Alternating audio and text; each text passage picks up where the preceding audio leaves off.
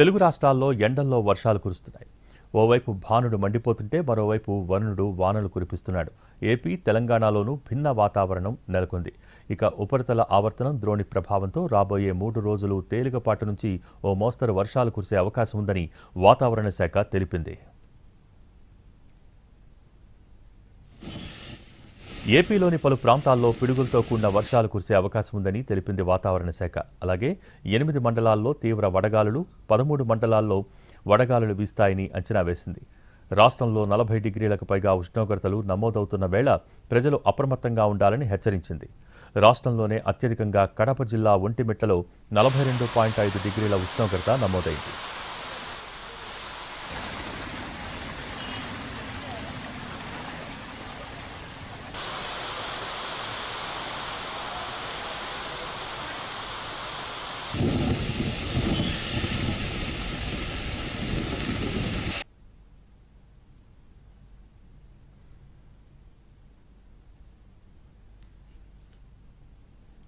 తెలంగాణలోనూ ఇదే పరిస్థితి ఉంది. పలు ప్రాంతాల్లో ఎండలు దంచికొడుతుంటే మరికొన్ని ప్రాంతాల్లో అకాల వర్షాలు కురుస్తున్నాయి.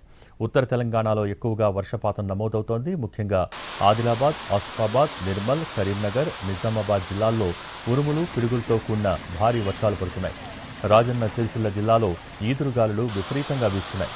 వర్షాలు ఉత్తర తెలంగాణ నుంచి హైదరాబాద్ వైపు విస్తరిస్తున్నాయి. ఈ నేపథ్యంలోనే మెదక్, సంగారెడ్డి, వికారాబాద్, హైదరాబాద్లో వాతావరణం పూర్తిగా మారిపోయింది.